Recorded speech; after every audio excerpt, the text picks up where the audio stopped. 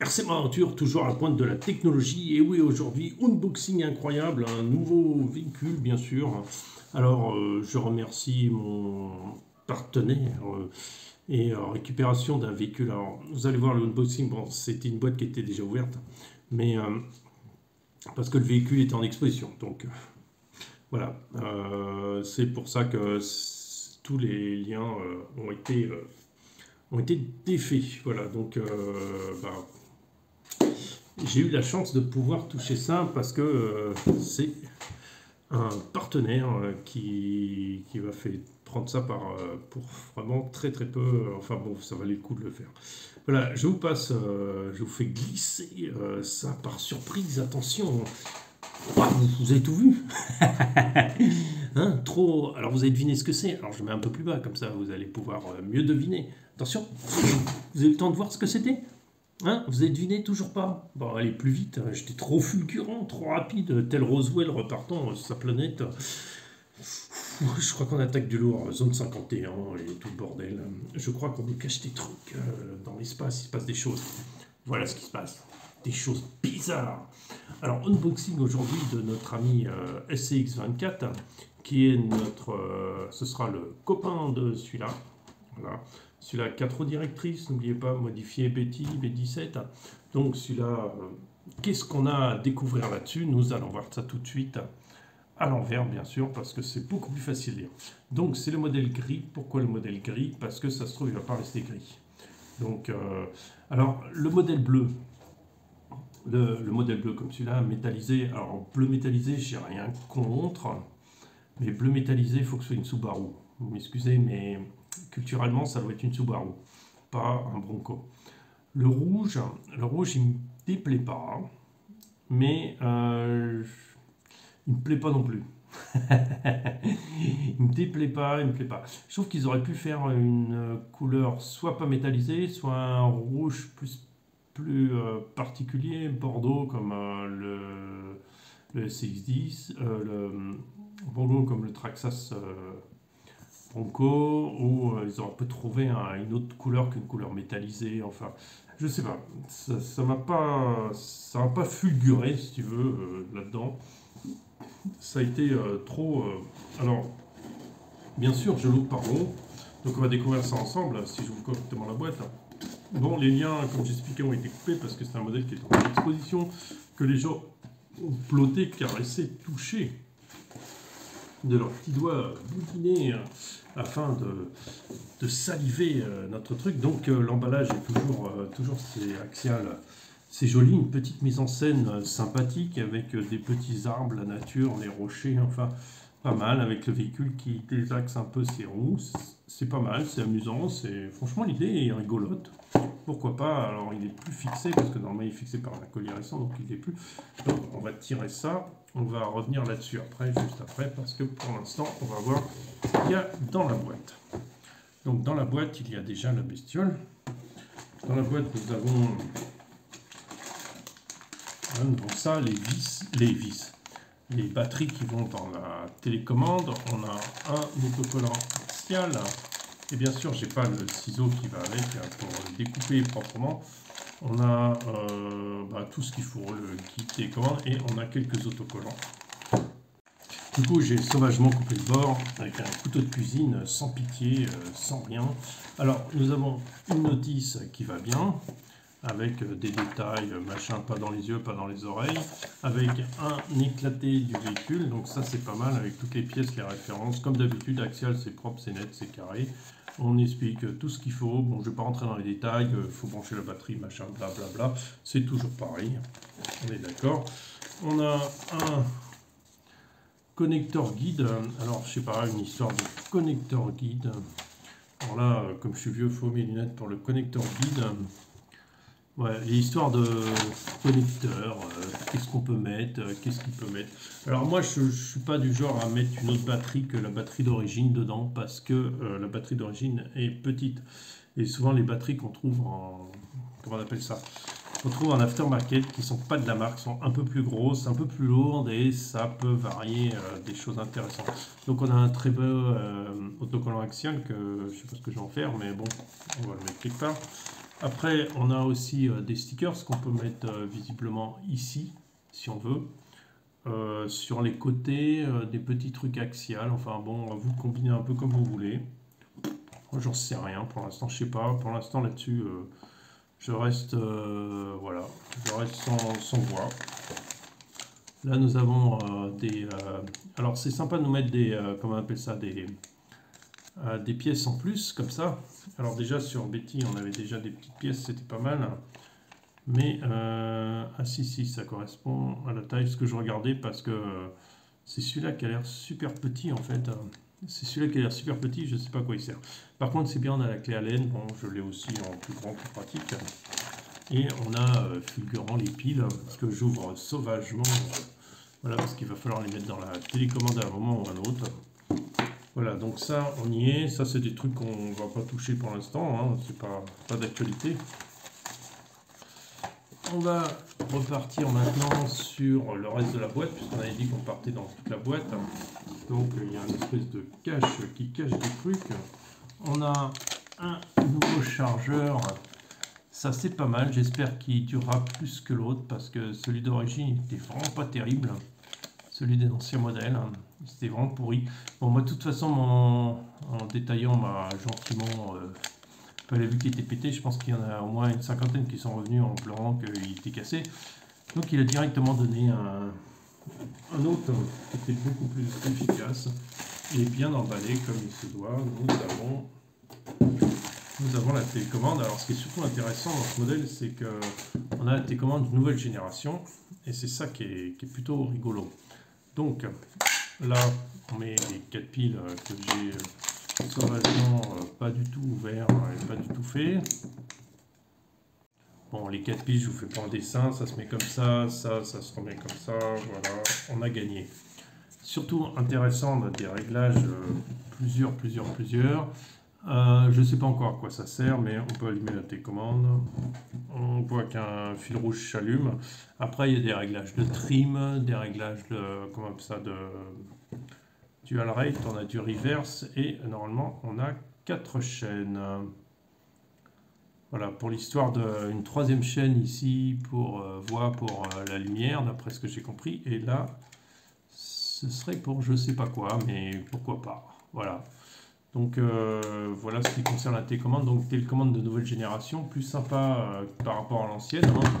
L'ancienne était comme ça, beaucoup plus basique dans sa conception, puisqu'on a, juste, on peut pas inverser le sens des cerveaux, enfin on peut pas inverser le sens du truc. Et par contre, on a juste un réglage qu'on trouve plus sur l'autre, c'est le réglage de petite, moyenne et grande vitesse. Alors, il faut savoir que moi, j'utilise vraiment que la moyenne, quasiment, à moins que je sois vraiment en expédition et que j'ai besoin d'avancer, mais la moyenne offre le meilleur compromis, vitesse et contrôle. La plus basse, en fait, avec le moteur d'origine, ne suffit pas à passer les obstacles, on n'a pas assez de puissance. On a un super contrôle, ça, par contre, la petite vitesse sert aussi à faire comment on appelle ça, des marches arrière dans des endroits escarpés où c'est un peu pourri. Et après, on a la Chanel 3, donc c'est la direction du train arrière. Voilà, c'est ça, je me sers aussi. Et ça marche très très bien. Alors maintenant, on est dans le vif du sujet. La bébête nous intéresse. Qu'est-ce qu'on peut dire? Alors déjà, c'est qu'on a carrément des très beaux... Alors on va aller mettre un peu plus de lumière. Voilà. On a une couleur gris que j'aime bien. Bon, comme je disais, ça va peut-être être peint, je sais pas. Je sais pas, pour l'instant, les deux autres couleurs ne me potaient pas plus que ça, donc je suis parti là-dessus. Ce qu'on remarque, c'est tous les détails qu'on ne trouve pas sur les autres modèles, c'est-à-dire des poignées de porte, des espèces de garde-boue, le toit d'une autre couleur noire, et surtout le fait que ce soit comment on appelle ça, une carrosserie en dur. Ça, c'est magnifique. Derrière, on a un pneu qui, à mon avis, gêne plus qu'il arrange. Mais bon, ça, c'est mon avis. Après, ce qu'on admirera dedans, c'est cet intérieur. Alors, je ne sais pas si vous le voyez vraiment.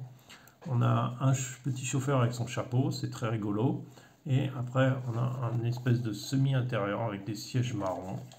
J'essaye de vous le montrer, mais c'est pas évident avec le reflet qu'il y a.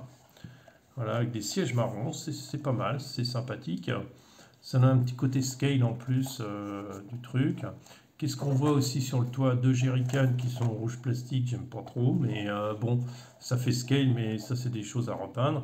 Ça, je sais pas comment ça s'appelle, les plaques peuvent être démontées, comme vous voyez, vous pouvez l'utiliser pour monter les obstacles. Ça c'est rigolo, j'aime bien le concept de ces trucs-là, c'est marrant. Mais bon, rouge plastoc, bon, je sens que ça changera de couleur aussi. Et la malle qui aurait pu s'ouvrir pour le LOL, mais non, elle s'ouvre pas. Après, je sais pas ce qu'on aurait mis dedans, à mon avis, rien.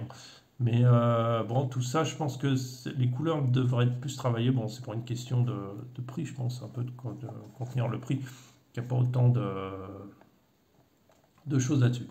Qu'est-ce qu'on voit? Alors, on voit des petites...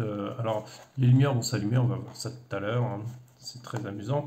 Ce qui nous intéresse, c'est on a aussi des pneus qui ne sont pas des beadlocks, mais qui sont des pneus collés, qui sont exprès pour ce modèle-là, donc qui sont vraiment les modèles Ford, Bronco. Après, on a des pneus qui, sans les avoir essayés, je ne sais pas encore ce que ça vaut, donc qui sont quand même assez réalistes, je trouve, pas mal, qui sont par rapport aux Irax, alors on va mettre les Irax à côté, voilà, les Irax ont l'air de la même largeur, quasiment de la même hauteur, ouais, c'est vraiment, c'est pareil, pareil, kiff, ouais, c'est vraiment kiff, pareil. Ce qu'il y a, c'est que l'Irax, par exemple, c'est que l'Irax à 24, ils sont moussés, donc ça c'est vraiment un truc bien. Là par contre, c'est pas moussé du tout. Alors j'aime pas trop les pneus pas moussés parce que vous n'avez pas un contrôle vraiment terrible. Et souvent, ils se défendent pas bien. Enfin, ils ont un mauvais contrôle, ils ont une espèce de rebond bizarre. Bon, à voir. On va pas tuer le truc, hein, on va juste dire, on va voir. Alors, ce qu'on appréciera comme détail, c'est une superbe calandre, hein, ça c'est magnifique. Les lampes s'allument, ça c'est superbe. On a des petits essuie-glaces plastoc, donc c'est pas mal. Les vitres fumées, c'est sympa aussi. La galerie, très réaliste. En plus, on a les rétroviseurs qui sont de vrais rétroviseurs, entre guillemets. C'est pas mal. Après, l'ouverture se passe comment? On a un pare-choc aussi qui est pas mal. Alors, le pare-choc, je le trouve un poil bas. Je sais pas, ça fait un trou entre les deux. Ça, j'ai vu des modifications pour le mettre plus en place correctement, mais je pense qu'on va y arriver. Gentiment, mais bon, pour l'instant, on va pas faire toucher. Alors, ça s'ouvre par un scratch. Donc un beau scratch. Tout le monde râle un peu sur ce scratch parce qu'on met pas bien n'arrive pas à bien mettre le body dessus. On a la batterie qui est reléguée à l'arrière et de travers, c'est rigolo, pourquoi pas, je dis ça, mais déjà j'aime pas la batterie là où elle est, bon, c'est personnel, hein, parce que c'est un véhicule qui est déjà lourd, qui est lourd de l'arrière, parce que toute cette construction en fait est déjà lourde. Ces trois arrières rajoutent encore du poids, donc on va se trouver un truc un peu avec un centre de gravité un peu basé comme le TRX4, c'est-à-dire beaucoup trop sur l'arrière. Et là, ça se ressent. La batterie, batterie normale, hein, classique. Bon là, en l'occurrence, pour l'essai, on va la remplacer parce que j'en ai une qui est chargée. Ce sera plus intéressant. Est-ce que je peux pas mettre la batterie devant? Ça me plaît déjà vachement plus. Là, on parle français, là. Là, on parle RC mode. Tout de suite, là. Tout de suite, ça me parle, ça. La batterie devant. Ah bah ouais, tout de suite, ça me parle et il y a la place. Regardez. Tout de suite, on parle ma langue. Bon, pour le test, on va le faire stock. Donc, je vais prendre bien sûr la batterie telle qu'elle est fournie et à l'endroit où elle est fournie, hein, parce que ce que vous voulez savoir, c'est comment de base il fonctionne. Alors, ce petit attache est pas mal du tout. Voilà, bon, c'est un peu... parce que moi, je tiens les batteries sur le scratch sur l'autre véhicule, donc c'est un peu différent. Qu'est-ce qu'on peut dire? Toujours le petit moteur 88 tours qui va vous durer pas très longtemps, on va dire au bout de 2-3 mois, c'est bon, vous allez pouvoir en acheter un autre. Ou alors, moi, ce que je conseille, c'est celui du barrage parce qu'il n'est pas très cher et du coup, vous aurez un meilleur contrôle et tout ça. Donc ça va être pas vite changé, j'attends de le cramer quand même. À moins qu'avec le surplus de poids, on soit quand même intérêt à mettre un moteur plus puissant. Après, on a un nouveau contrôleur qui, d'après ce que j'ai vu, était vachement mieux au niveau du contrôle de la vitesse et tout ça. Ça, on va le voir tout de suite bientôt.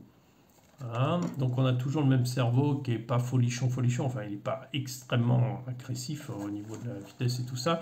Il est toujours monté avec un sauve-cerveau. Donc, ça, c'est pas mal parce que ça vous évitera de bousiller votre cerveau. Du moins, alors sachez que là-dessus, je roule toujours avec ce cerveau-là à l'avant, du moins. À l'arrière, c'est un autre. Donc, je vais voir, je pense que je vais laisser comme ça, jusqu'à ce qu'il crame. Mais bon, il n'y a pas de raison qu'il crame avec un sauve-cerveau. Qu'est-ce qui a changé? Ben, la transmission, c'est la même, le châssis, c'est la même. Après, on a ce basculement de truc qui est pas mal du tout, qui est bien. On sent quand même le poids du châssis, hein, du truc, hein. Alors, l'intérieur, vous voyez, c'est juste ces quatre petites vis qu'on pourra enlever. Donc, l'intérieur montage des LED est là.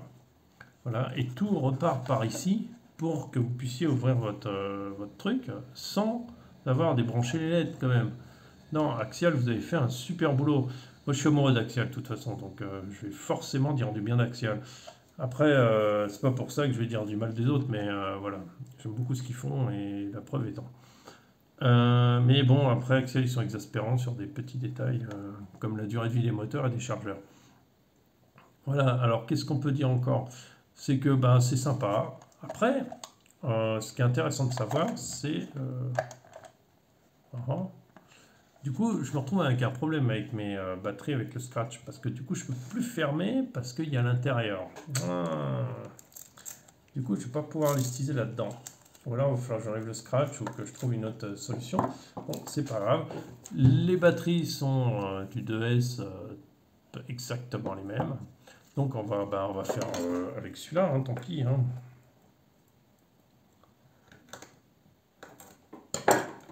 Voilà. Alors, on va faire avec, s'il y a un petit peu d'énergie là-dedans, ben, ça va me simplifier la vie. Alors. Voilà, et ça va me permettre de faire quelque chose avec ça. Oui, parce que du coup, on ne peut pas mettre de hauteur parce qu'on touche tout de suite ici. Au cas. D'accord, donc ça, c'est pas inintéressant, hein, c'est bien plutôt. Il y a des côtés plutôt positifs. Alors voilà, ce que j'aurais bien aimé trouver sur YouTube, et ce que jamais... enfin, dommage qu'on ne trouve pas ça vraiment, c'est, puisque c'est un concurrent, en fait, le but d'Axial, là, est de concurrencer directement Mini Z, hein, on est d'accord avec ça. Parce que Mini Z a des carrosseries aussi extrêmement détaillées en dur, hein, comme ça, en résine. Et ils ont aussi... Alors, Mini Z n'a pas d'intérieur, par contre. Mini Z, ils travaillent beaucoup leur côté, mais le problème de Mini Z, enfin, ils ont une qualité de fabrication exceptionnelle, ils ont un super combo avec la radio qui marche très très bien, avec un contrôle exceptionnel, ils sont fournis en plus avec différents ratios pour pouvoir rouler plus ou moins vite selon l'utilisation, et là, ils attaquent directement Kyosho Mini Z avec leur Bronco. Alors, au niveau finition, ils sont pas mal. Je dirais qu'honnêtement, ils sont pas à la hauteur de Mini Z, mais ils sont pas loin. Ils sont pas loin, franchement, ils sont pas loin. Mini Z, il y aura encore des petits détails en plus, mais là, on est vraiment sur vraiment du très très bon. Et surtout pour un prix qui est la moitié du Mini Z, parce que regardez, on a même les trucs comme ça. Et c'est ça qu'il faut voir aussi. C'est la moitié du Mini Z avec un châssis. Un châssis axial, c'est le meilleur châssis qu'on trouve en 24 actuellement. En scale, hein, je parle bien. Donc, par rapport à Mini Z qui ont une performance moins bonne, on va dire. Et surtout, le problème de Mini Z, c'est leur roue, leur espèce de roue et le manque d'options qu'il y a en fait. Sur Mini Z, il n'y a quasiment aucune option.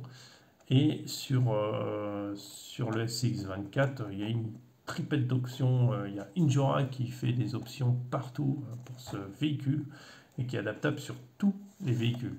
Après, qu'est-ce qu'on peut dire? On peut dire que Mini Z a un poids bien vers l'avant, parce qu'elle n'est pas très vers l'avant, mais trop haut, c'est ça qui est dommage. Et la stabilité de l'engin est un peu pourrave. Mini Z, ils sont fournis avec des pneus qui sont vraiment pas bons. Enfin, bon en intérieur, mais vraiment en extérieur, c'est pas terrible du tout. Il faut vraiment que ce soit sec.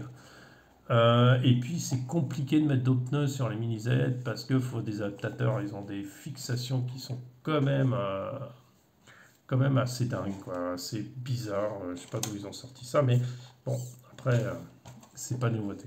On va comparer les deux véhicules un peu. Alors déjà, ce qu'on peut comparer, c'est la hauteur.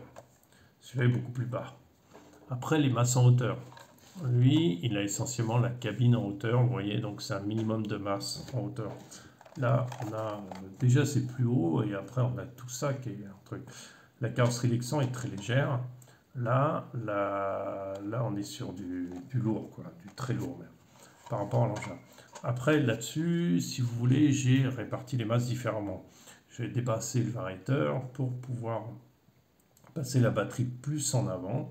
J'ai aussi couché et déplacé les amortisseurs pour qu'ils soient plus bas, le châssis soit plus bas. Et ça marche à merveille. En plus, j'ai réussi à mettre un peu de poids dans les roues. Voilà. Donc tout ça fait qu'on atteint quand même un niveau de performance quand même très bon là-dessus. Sur Betty modifié. J'aime bien que les lumières s'allument, donc ça me fait plaisir. Maintenant, là, on est sur une répartition des masses sur l'arrière, dû à la batterie et à la roue, et vers le haut avec tous les gadgets et les trucs pas trop utiles qu'il y a. Maintenant, on va l'allumer, on va voir un peu ce qui se passe quand on allume l'engin. Voilà, le scratch, c'est un peu bof à mettre, mais bon, on s'habitue à tout, hein. Après, pour l'allumer, il suffit de mettre le truc dans le trou. Voilà, le SC fait le boulot. Voilà, vous avez qu'à allumer le bébé.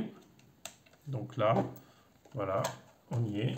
Et c'est là où la magie travaille, c'est-à-dire, vous voyez, et après, d'après ce que j'ai compris, en appuyant le bouton qui est là, on peut changer. Non, ah, c'était pas ça. Alors, c'est pas ce bouton-là, c'est peut-être ce bouton-là. Voilà, on peut voir. Alors, je vous montre un peu plus près. C'est en fait ce bouton-là qui permet de clignoter, allumer, éteindre. Voilà. Alors, vous savez, ce qui m'arrive comme idée, c'est, bon, on a beaucoup de lumière, c'est très bien. Ceux-là ne sont pas super indispensables, voire complètement inindispensables. Par contre, je veux bien éclairer le tableau de bord. Ça, ce serait pas mal. Voyons un peu comment ça roule, cet engin. La modularité qu'on a sur cette bébête. Ah, par contre, là, oui, effectivement. Vous voyez? Là, c'est carrément pas mal du tout. On va comparer au deuxième. Il suffit de le brancher. Bon, la carrosserie ne sera pas bien fixée, mais tant pis. On va le comparer à l'ESC de base et tout ce qui est de base. On va voir maintenant à quelle vitesse il avance.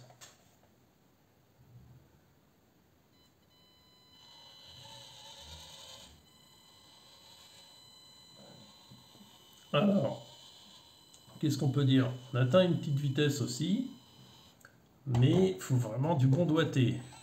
Là, c'est vraiment très très agréable à toucher. Là, on a vraiment un très très bon contrôle avec le SC, c'est impressionnant. Voilà, maintenant on va passer sur des tests plus compliqués mais rapidos parce que la vidéo va être très longue. On va commencer par celui qui est le plus performant. Donc on arrive quand même à une vitesse très basse. Alors, on a quand même un bon contrôle. Voilà, maintenant la deuxième bébête. Alors c'est vrai que... Alors il est arrivé de travers, donc on va le faire arriver de travers. Il est beaucoup plus lourd. C'est vrai que la télécommande donne vraiment un autre contrôle vachement plus sympa.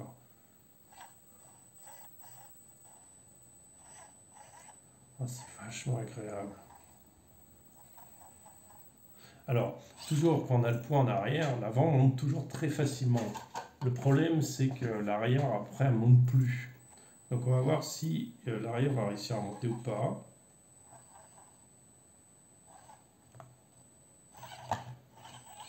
Bah écoutez, c'est plutôt pas mal. Donc on va faire un bilan rapide, c'est plutôt pas mal. On a ce côté scale qui est plutôt sympa. Les feux arrière, ça aurait été un petit plus sympa, à moins que les feux arrière s'allument aussi à un moment ou à un autre. Non. Je trouve qu'au lieu de mettre 4 feux avant, ils auraient pu mettre 2 feux arrière.